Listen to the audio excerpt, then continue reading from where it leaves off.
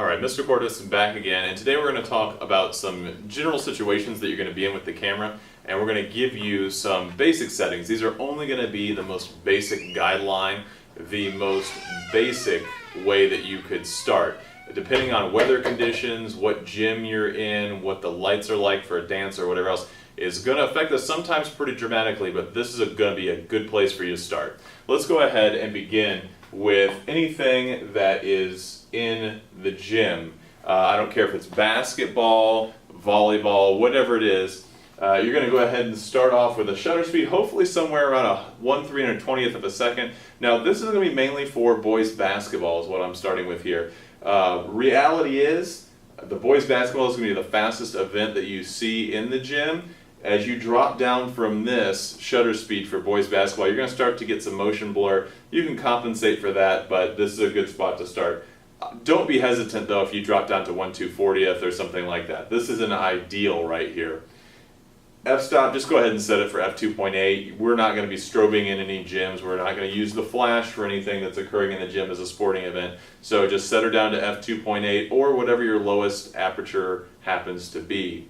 For ISO, I know that in the gym where I'm at, ISO 1600 at f2.8 gets me really right around, let's say a 2/40th of a second, maybe 3/20th, kind of depending. We just had the gym repainted last year, so that really helped out.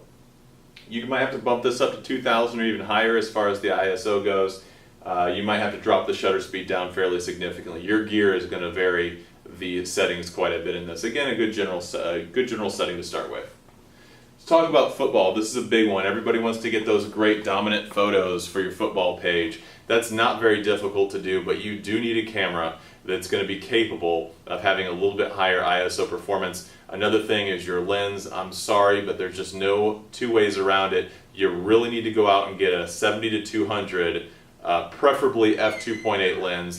If you can't, that's fine. You can still make things happen, but at that point you need to know the game. You need to know when the ball is going to be coming your way, and you need to be ready to react. If you've got that 70-200, you're going to be much better off, and you can get a ton of great photos. I always say that for football, I'm one and done. Any football game you see me at, other than the first one, it's because I like to be there and shoot it so that I can get some great images that kids can choose from, and same thing when the kids are shooting, because with these settings, you're going to be pretty much good to go. For a day game, you can get up pretty easily to 1/400th of a second.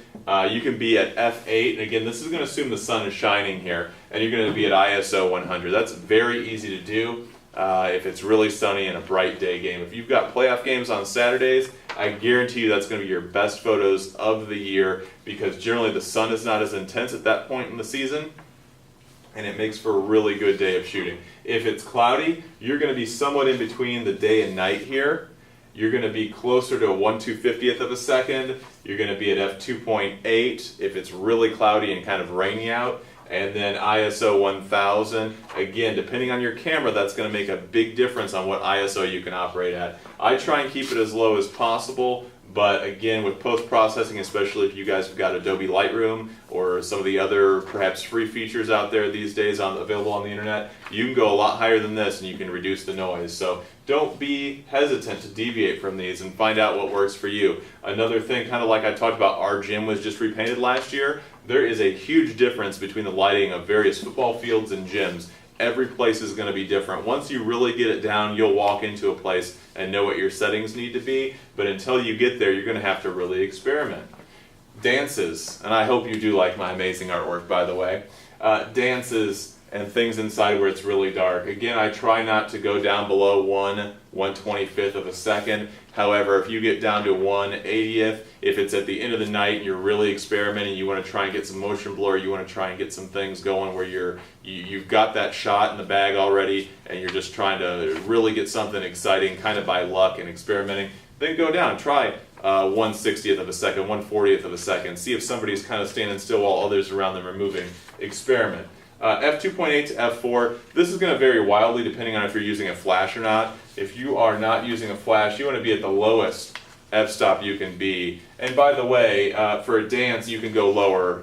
If you've got a fast 50, if you've got a 1.8 for your maximum aperture, or even a 1.4 if you've got a 1.2, whatever works. Here you can go a lot lower. For football, I said stay at 2.8 because if you get too low, that depth of field is going to give you a hard time. 1000 to 1600 ISO for most of the cameras that we operate is going to be roughly where you're at here. Again, depending on using a flash. If you're using a flash, and that could be for football too if you're using a flash, you're going to drop that ISO down severely. I'm usually at 400 to 600 depending on the background of the dance I'm in. Whatever's going on in the background is going to alter that ISO, but you can roughly half this if you're using a flash pretty easily. And you could also go up on your f-stop to like f6 to f8. This is actually a classroom right here. Classroom of the hallways. If you are at 1/80th of a second to 1/60th of a second, you're going to find something that's really nice there. Your f-stop, it depends on what you're trying to do. If you want to focus on somebody, and I don't mean the literal focus of on the individual, but I mean if you want them to be the key subject of your photograph and you want to blow out the background, you want as low of an f-stop as you can get numerically.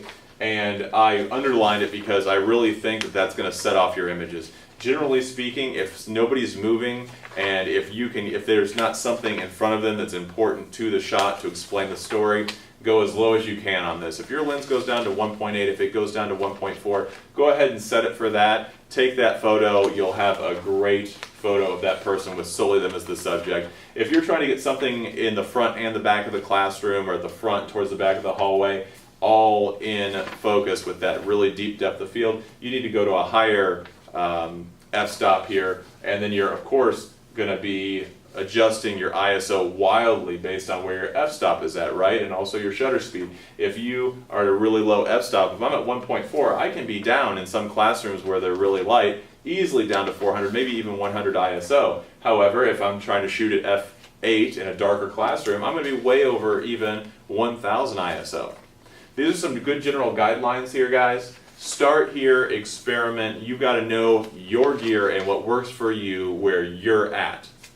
So take that under advisement and good shooting.